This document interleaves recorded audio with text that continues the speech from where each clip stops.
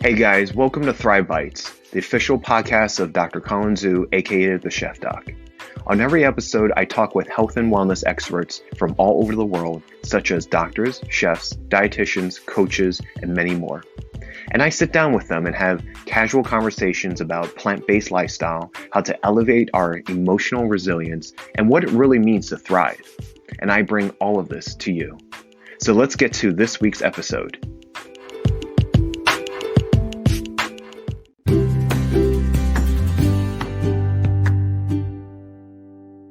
Okay, guys, well, welcome to another episode of Thrive Bites. I'm your host, Colin Zhu, and thank you for listening on. Today, we have a wonderful guest with us today. Her name is Dr. Jody Tate. Say hi to everyone, Jody. Hi, everyone. Thanks for having me. Yeah, it's my pleasure. Where are you calling from? I'm calling from Portland, Oregon. Ooh, okay. So we're on the same coast. That's cool. Mm-hmm.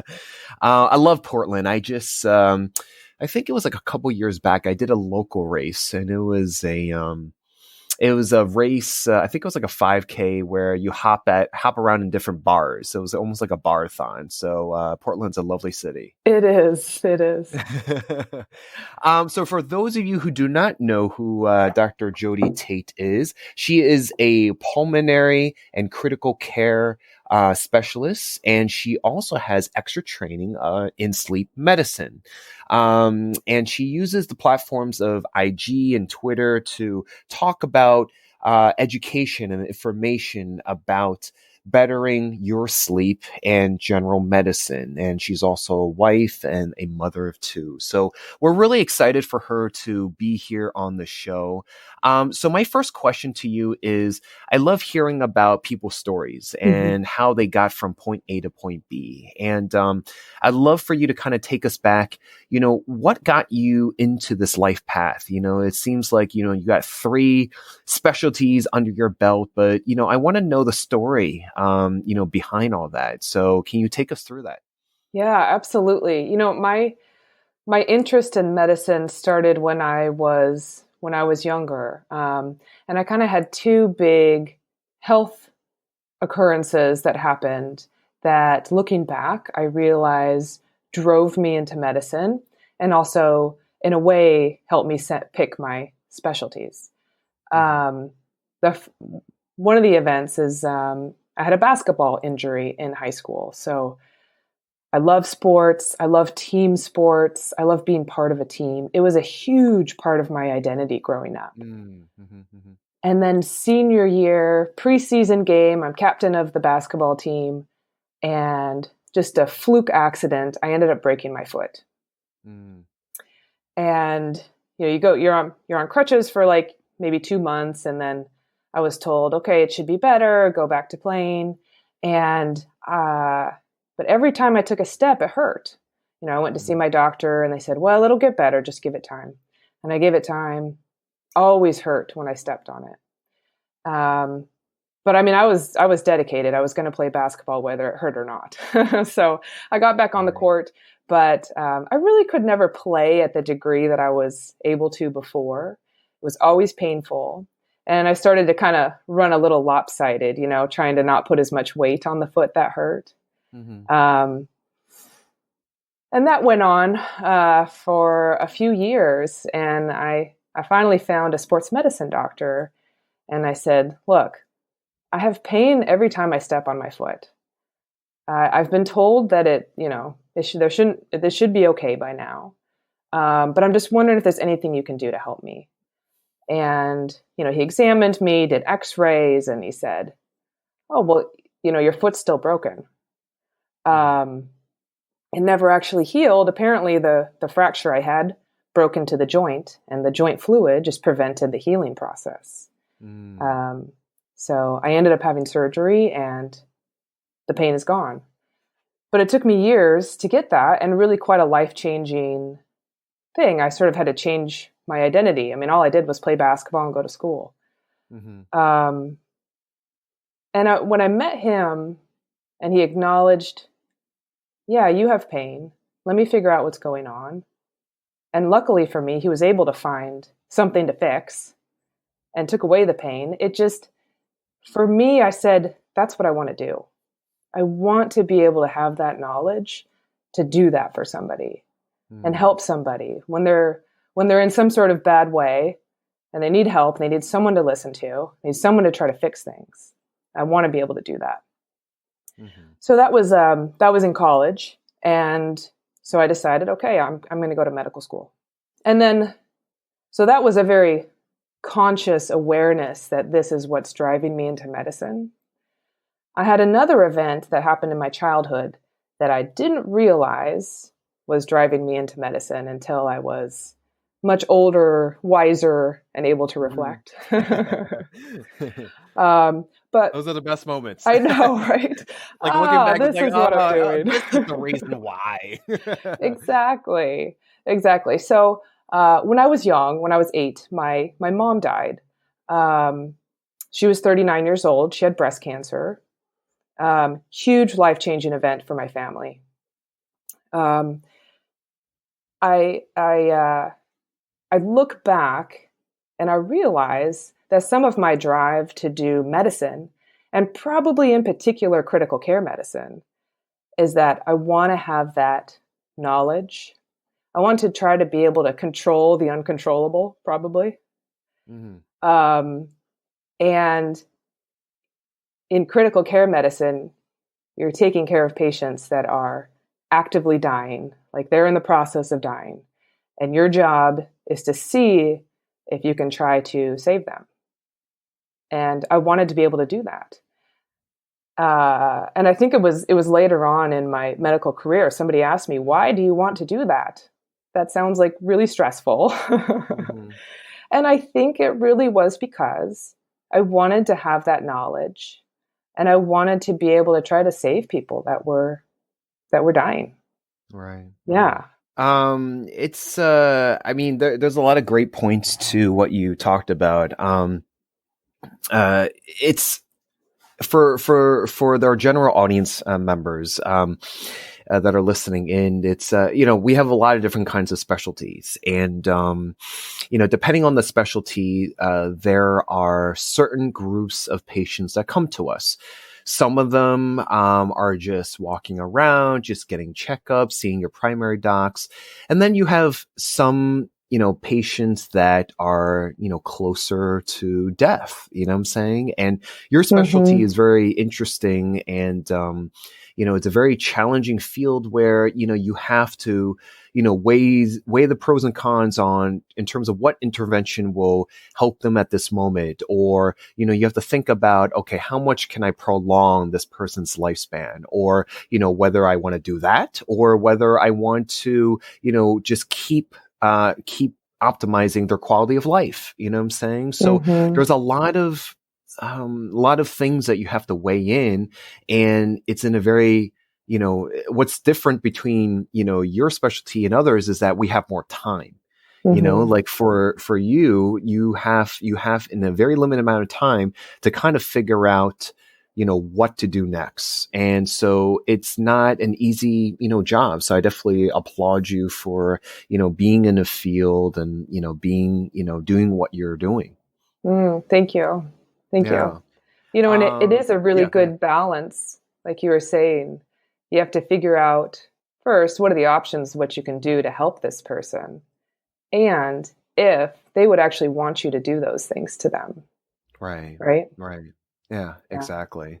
I grew up playing basketball, so I definitely can relate to, your sentiment about the childhood and, that feeling of going through an injury and that preventing you from either getting back into the game or something like that. I grew up doing a lot of recreational intramural leagues, and I've had a lot of pickup games as a child, so I really enjoyed it. So I can, easily put myself in your shoes and be like, wow, it's like, this is frustrating because all you want to do is just play. Right. And not having that feeling of being able to participate, especially if your friends are already playing and just like, I'm just left behind. And so, but you know what? I'm also a proponent of things happen for a reason. And it's great that you've actually had those two encounters, one one doctor visit where I don't want to say, I can't speak on that doctor's behalf, but one of them, didn't listen or didn't, wasn't more mindful or didn't do more follow up to take care of you. Right. Right. And then the second one, did. And so it's great that you actually have those two memories to kind of contrast to be able to propel you into the medical field. So, I think that's great. So, what drove you? So after that, take us through critical medicine, and then in pulmonary, and then how much longer after that before you decided to go into sleep medicine, and why sleep medicine? Some of my interest started when so you finish medical school and then I did my residency. So I did 3 years of internal medicine. And that is taking care of adults that are not surgery and not delivering babies. So everything else, pneumonia, diabetes, heart attack, strokes, all those things, preventative care. And then during that time, I got really interested in lung diseases and also in the critical care medicine. But I started to have this peak interest in sleep medicine as well during that time. And then I went in and I did my 3 years of pulmonary critical care fellowship. And that's when I really focused on the lung diseases and critical care medicine.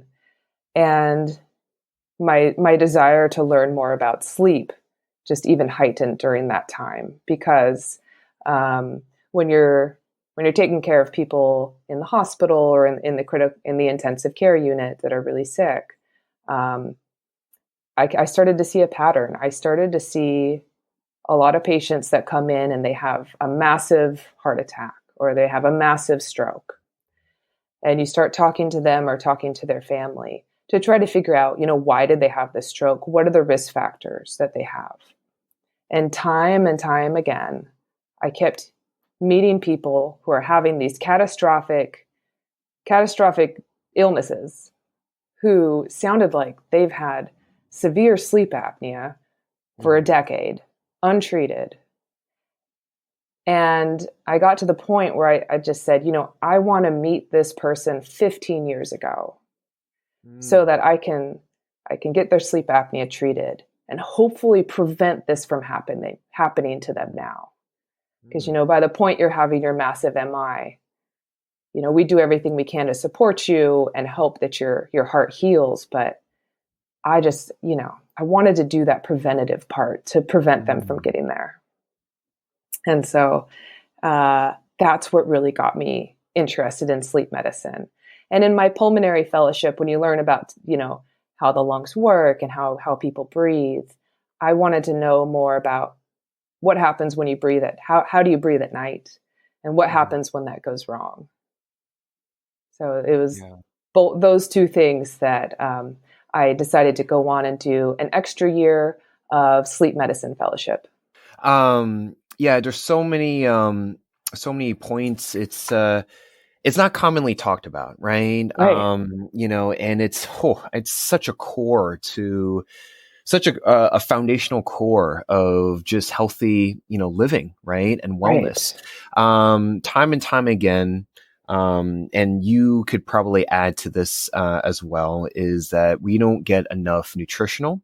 So in my world, we don't get enough nutritional and lifestyle education, especially in the medical school curriculum, and let alone sleep. I mean, it's just, if anything, our association with sleep, for healthcare professionals, is that we don't get enough of it, right? Exactly. So, but it's fascinating to learn about the evolution of, sleep science and medicine over time. And, it is important. I completely agree and concur with your statements. It's, something that is overlooked and brushed aside and not really, emphasized. And, I'm a member of I don't know if you are or not, but I'm a member of the American College of Lifestyle Medicine. And one of the 6 components of, the model is sleep, in addition to, eating and fitness and reducing risky behaviors. And,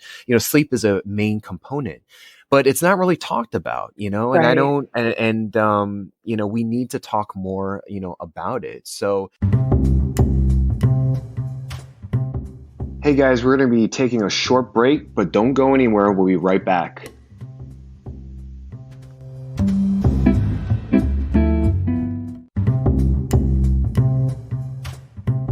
Welcome back to Thrive Bites. Let's get back to the interview.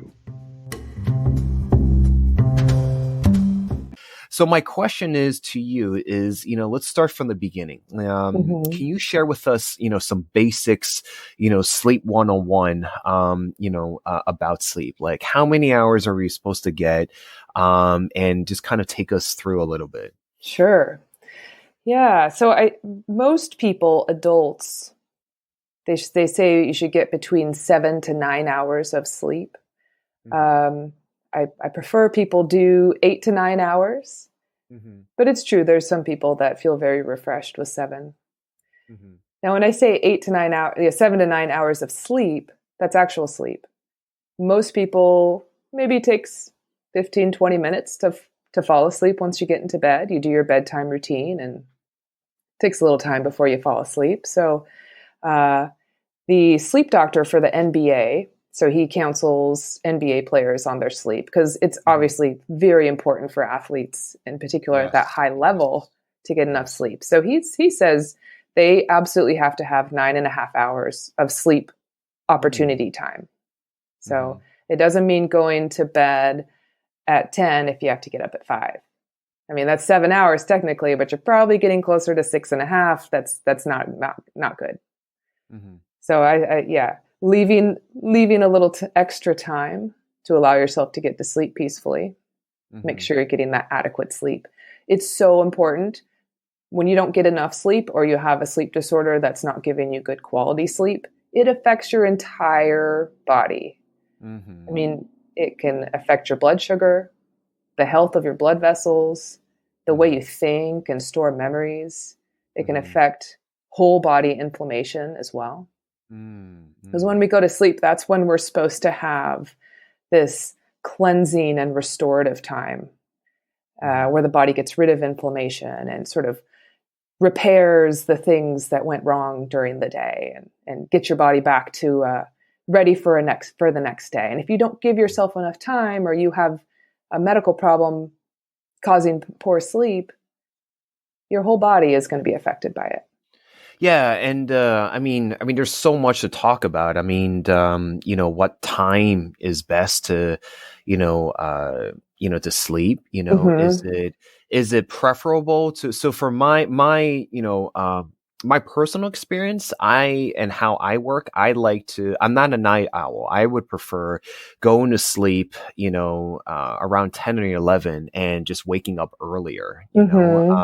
I find from my experience that, even if I sleep late, like let's just say past midnight, right? And I put in still 8 or 9, when I wake up, I'm not, refreshed, right? And obviously everyone's different, and is there a difference in terms of when you sleep for the body is preferable? Well, everyone has their own internal clock, their circadian rhythm, and that controls when their body thinks you should be asleep and when you should wake up.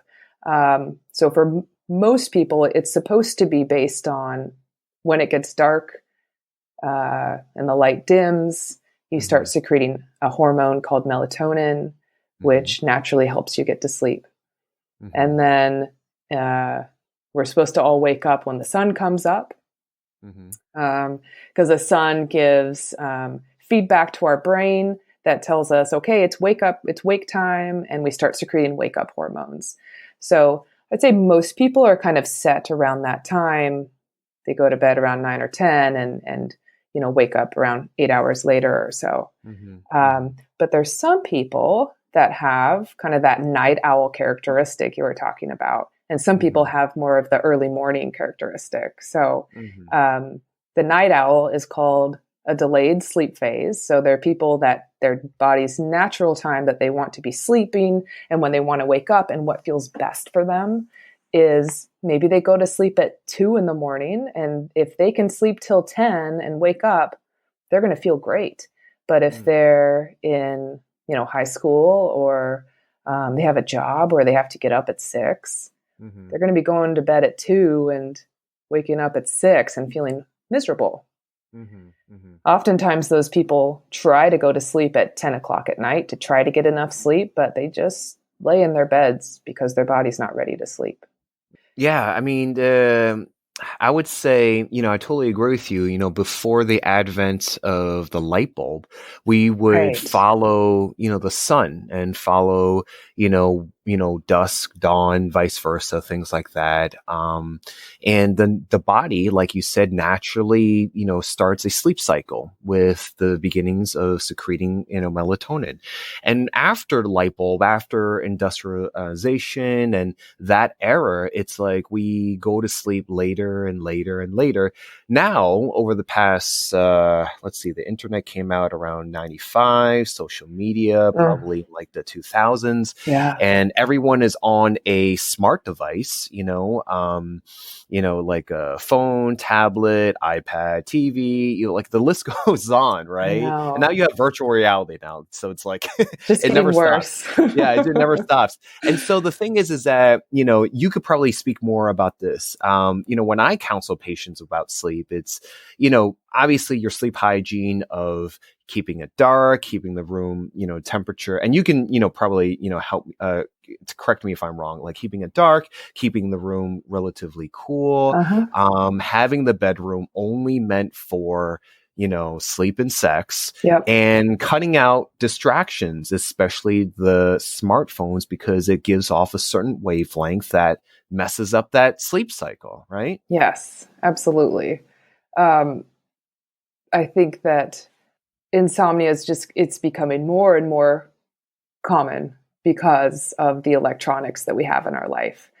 And pretty much across the board, the teenagers that I see in my sleep clinic, all of them have their smartphones in the bedroom with them. And, these things are addicting. I mean, even for me, I think they're addicting for everybody.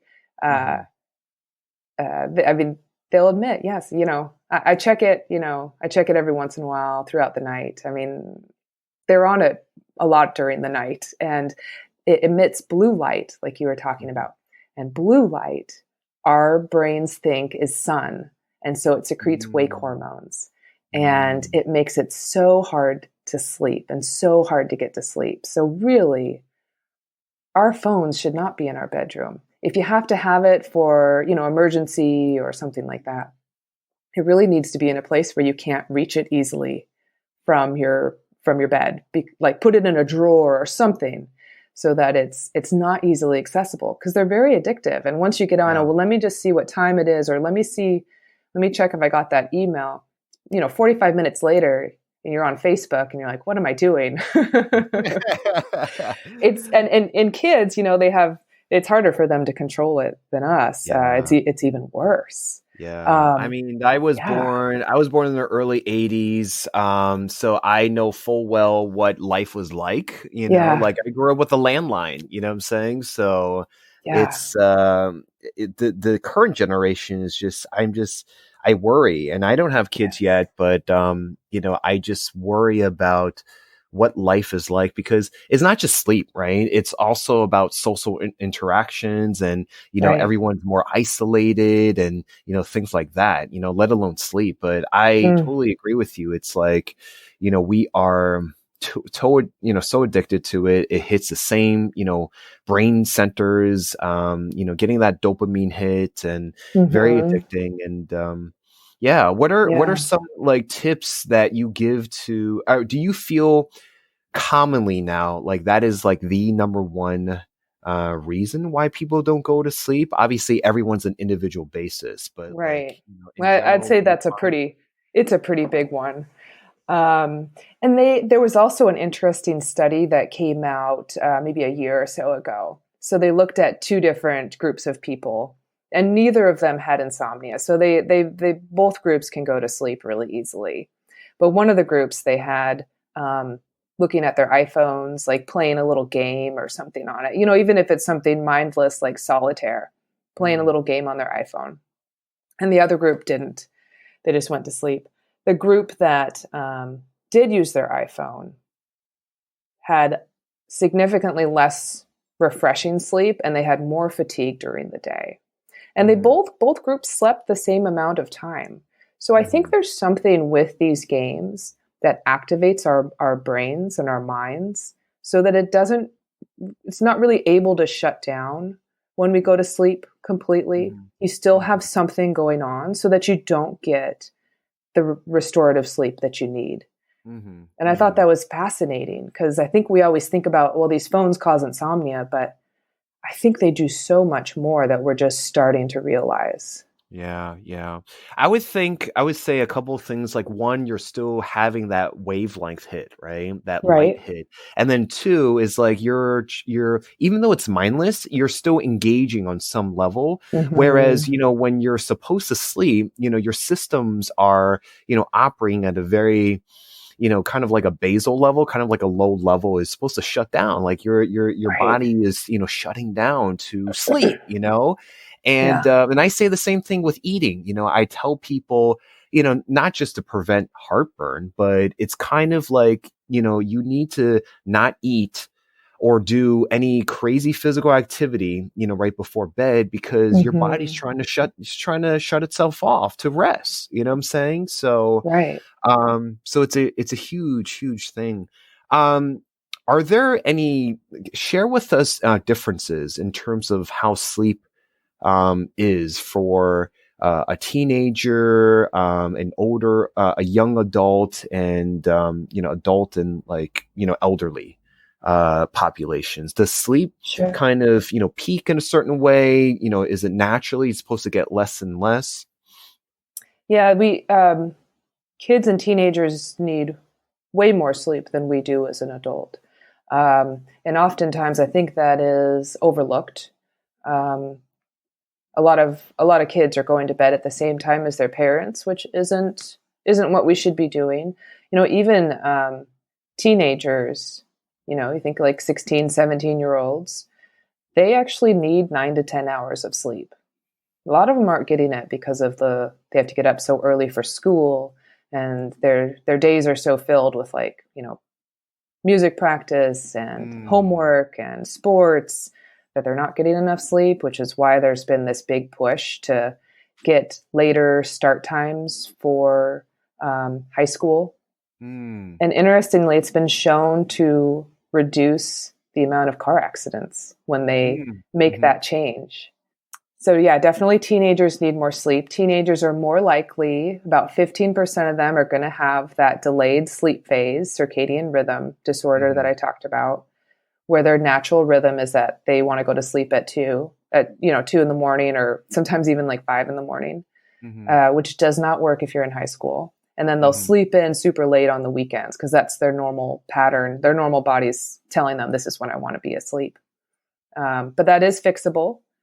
You need to see a sleep doctor, but we use really low dose melatonin and then light in the morning, and that will help regulate the sleep.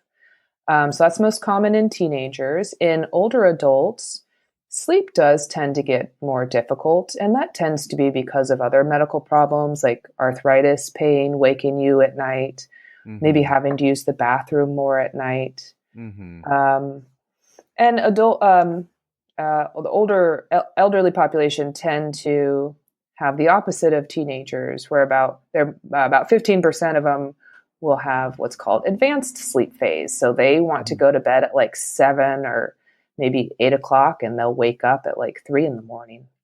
And that's what they prefer. That's their preferred sleep time. Hey guys, we're going to be taking a short break, but don't go anywhere. We'll be right back.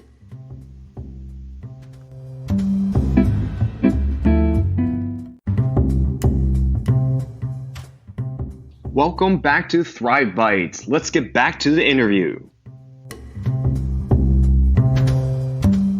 Yeah, so of course there's like different, and I've had personal patient encounters where, they do the second swing or second shift, and I've also had patients with graveyard shifts, and I remember distinctively a couple of patients I've had where they would work the graveyard shift, and they come in, they had other things going on. They had obesity, high blood pressure, and their overall mood and restlessness and just kind of, attitude, they've realized that they just couldn't operate. They come to me and they're just trying to figure out what's going on.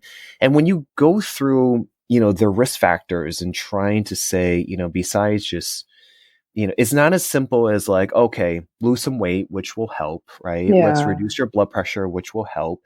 But, especially these graveyard shift, patients or people in general, I just said, you know what? I even go as far as I think you need to, not quit your job, but I think you need to ask for a different shift, Right. so to be able to help your body regulate. There's some I actually tell them you need to quit your job. Like this, your health needs to come first, because it's destroying you, because that right there is a common denominator, between your blood pressure and your high sugars and your weight, and, the list goes on. And, so sleep is hugely, hugely, important. So, guide us through certain, sleep misconceptions, some common ones that you encounter on a daily basis. When patients come to you and they say like, doc, I can't do X, Y, and Z. Like, what are some common misconceptions that patients or just people that come to you for? I think one of the big ones is that many people, I think our society has sort of conditioned us for this to think that snoring is normal. That snoring while you're sleeping is normal. When you turn on the TV or you're watching a cartoon or a movie or something, every time people go to sleep, they snore. And that's like the sign that they're sleeping, which is so wrong. Snoring is not normal. It makes me laugh when I watch cartoons with my kids because like universally, they all snore. Like Snoopy is snoring. Why? It's not okay. And so, sometimes I'll see young kids and they will be snoring and, they'll say, well, we just thought it was in the family because dad snores really loudly too. So also, little Charlie snores as well. Right. Especially in kids, snoring is very abnormal.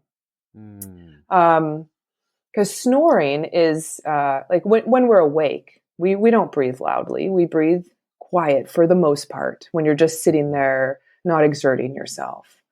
It should be pretty similar to when you go to sleep. Snoring is what happens when we go to sleep and our muscles all relax naturally. The tongue and the throat will relax as well.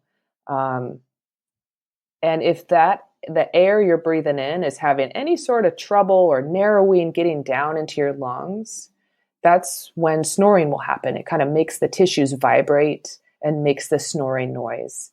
So you can have narrowing anywhere from your nose down to your vocal cords. If anything is narrowing in there, you might have snoring. And snoring can be a sign of obstructive sleep apnea, which is a pretty serious condition. And it does happen in children, most of the time due to large tonsils or adenoids. And it can happen in adults. And in adults, as we know, when we don't treat the sleep apnea, they're more likely to develop high blood pressure, heart attacks, strokes, dementia, just all these problems with your sleep. And some people get really sleepy from sleep apnea. But there's about 25% of people that don't have any symptoms of it. They feel great when they wake up. They feel like they sleep good. And their partner is telling them, you snore. And they said, well, yeah, but I feel good. I sleep good. I'm fine. So, even if you don't really have a lot of symptoms, snoring is still a really important thing to talk to your doctor about. Yeah. So it's not normal. It's not normal. No. No.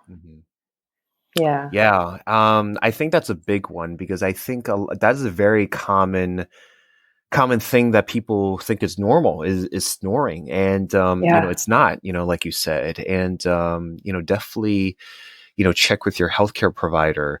When is it? And off of that, when, if you can give, talk to the audience members in terms of like, when is it a good time to address whether a sleep study, like what is a sleep study and when is it a good time to go to your primary care or a specialist to get a sleep study, to get it done? So I think it's important if you snore, or if anyone's telling you you breathe funny at night, um, or you wake up gasping or feeling like you can't breathe at night, um, or if you during the day you're really sleepy, even though you're getting enough sleep at night. But also sometimes if you're not sleeping, if you have trouble sleeping, that can be a good reason to get a sleep study as well. But when we do a sleep study, there's two ways to do it. There's one where you come into the sleep lab and you spend the night. It's a very comprehensive study. So we have an EEG on, which monitors your brain waves. It tells me if you're awake or asleep and what stage of sleep you're in. We monitor your heart, your breathing. We monitor your legs to see if you're kicking all night. We really look at all those things to see if there is something going on in your sleep that's causing the problem. So either that your sleep isn't restorative or you can't sleep. The other way is a home sleep study. The home sleep study is really just to look at your breathing. It's not as comprehensive as the full study, but it's more comfortable. You get to do it at home. There's less equipment. It's just not always as accurate. If you snore and or have any signs concerning for sleep apnea, if you have a negative home sleep study, you don't stop there. You have to go and do the full sleep study to confirm you don't have sleep apnea. Yeah. So that almost sounds like double duty. Like if you know if your home test wasn't that great, you would have to come into the lab. So it almost sounds like, just do it, just do all in one and just go into the lab. Just do it right the first time. Yeah. If you have any problems, from the first time around. So yeah, there's some people that just they kind of want to dip their toe in a little bit. Okay, let me do the home study. Because it was about 10% of the time we have to have them do the full one after the home. So sometimes the home is all you need. And sleep is an interesting thing. People are pretty hesitant to, some people are hesitant to delve into it and see what's going on. Another thing I would love to talk about is the bed and the pillow.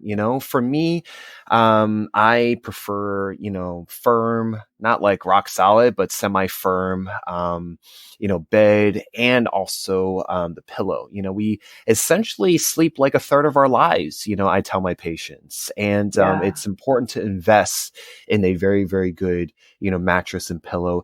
Can you speak about a little bit about that? Is there like a certain material, what kind of mattress and pillow, that we would need?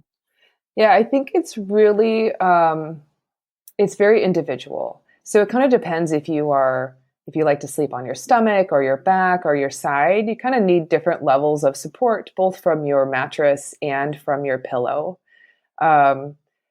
So, this is what I do. I go to the mattress store and I lay in about like 15 beds, and then I come back and I do it again.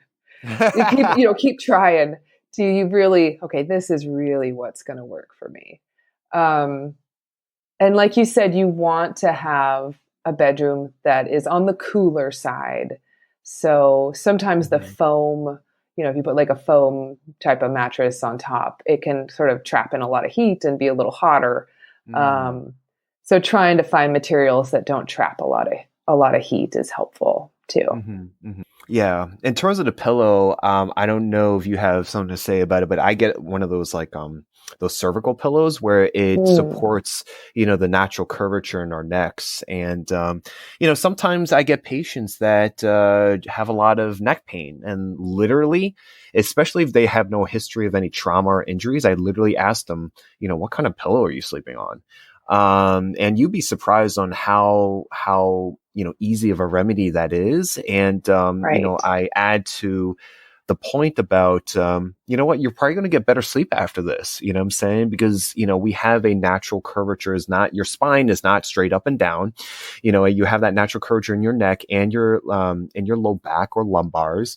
And, it's meant to be able to withstand stress and pressure and, weight, you know? And so, you know, we need to be able to support that, especially nowadays when, you know, we're doing a lot of stuff, you know, in terms of we're talking about posture and ergonomics, you know, in terms of, you know, we're always in the steering wheel. So your arms are always in front. You're typing, your arms are always in front. So you have that kind of like, Right. you know, hunchback of Notre Dame type of posture, you know what I'm saying? Right. Your head is craned forward, you know, so it's important to also support that, you know, buy a pillow, buy a nice pillow. Yeah, absolutely. So I love this. I definitely want to close out and, you know, I love hearing about my guests, thriving and, you know, I love hearing about, you know, that's the centerpiece of the show about, this podcast is really like the heart of and soul of the person behind what they do and what they live for. What in your life have, you know, helped you to kind of keep pushing on, keep waking up in the morning, you know, no pun intended, but like, and keep the fire burning, you know, like what has made you thrive on a personal level? And then the second part of that question is, if you can offer the audience members, you know, 3 tips in, you know, improving your sleep, you know, since, you know, the episode is mainly talking about sleep. Yeah. So for me, thriving is when I sort of have a good balance in 3 areas in my life. So, number 1, work. I want to be inspired. I never want to stop learning. I want to serve my patients to the best of my ability. And so I kind of always want to be sort of pushing forward in that aspect. The second one is time with friends and family. I want to spend time that's not rushed with my husband and my children and our family and friends, because that really, really recharges me. And then the third area that I have to have balance in is my self-care time. So exercise, healthy eating, sleep, of course, pursuing hobbies, and also taking care of my own medical care. I think doctors sometimes are some of the worst at this and often neglect themselves. Yeah. I think a lot of doctors don't have their own primary care doctor. Yeah, pretty much. It's like, Right. it's like, why do I need a doctor? I'm already a I doctor. know, no. Right. You know, it's like what they tell you in the airplane. You know, you got to put your own oxygen mask on first. Yeah, one of my Right? favorite analogies. Yeah. I mean, you got to keep your own cup full. So when I am doing too much of one of these 3 aspects in my life, I feel out of balance. And I don't feel like I'm thriving. Like say I'm just in a really busy cycle at work and I'm working overtime. I have to try to figure out some way to get that balance back. You know, and sometimes it'll be, I do meal prep for the week on the weekend to ensure that me and my family have healthy food, and I'll do that prep with my kids. So they'll be chopping and we'll be talking. And so I kind of get both self-care and family time in at the same time. So I consciously work to keep those 3 aspects of my life balanced. And that helps me a lot. And then so 3 tips for healthy sleep, healthy lifestyle. I think number 1 is don't forget to prioritize your sleep time. Sleep is important. And if you have any concerns for any sleep problems for yourself or your bed partner, see your doctor and talk about it. We have a lot of tools. We have a lot of tools to help you. The second one is to try to avoid highly processed foods. There was a study that came out recently that showed that women who had a higher intake of processed food also had more insomnia. I really think that what you put into your body does affect your sleep a lot. So if you can try to, on your plate, have at least 50% of your plate be vegetables, you know, non-starchy vegetables preferably, but 50% of your plate be veggies. And so when you're thinking about, okay, what am I going to do for dinner tonight? think about what vegetables you're going to do first, and then think about the other secondary, your proteins or that sort of thing. Mm-hmm, mm-hmm.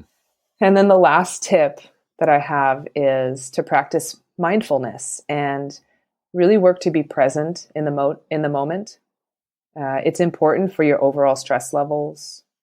It's important when you're eating to sort of be mindful and intuitive about what you eat. So you stop eating when you're satisfied. You don't eat to the point of being full or stuffed. And mindfulness practice is also really helpful for your sleep. It can help you turn your mind off, get those phones away because they're not helping. Mm-hmm. And if you need a little help with turning your mind off, UCLA has a really great free guided meditation website. So you can access various lengths of audio files that will take you step by step through meditation. And it's really helpful. It's really helpful to center your body. Nice. I love that. Well, thank you so much for coming on to the show. I know this episode, our session together, will be greatly beneficial to our audience members, especially in the realm of sleep. I don't think there's never enough information and awareness we need to learn more about sleep, because we need, so much. It's not talked about, a lot, like we talked about. If people are interested and want to learn more about you, how can they reach you? Where can they find you? So I'm on Twitter, Instagram, and Facebook, and I'm Dr. Jody Tate. So DrJodyTate. And I just like putting out tips on sleep and new information on sleep and provide education. Okay. We'll put that in the show notes. And thank you again, Jody. I really appreciate you coming on. Guys, this has been another episode of Thrive Bites. Thank you for following and listening, and check back every week for this. And we will see you on the next episode. Thank you. Thank you, Jody.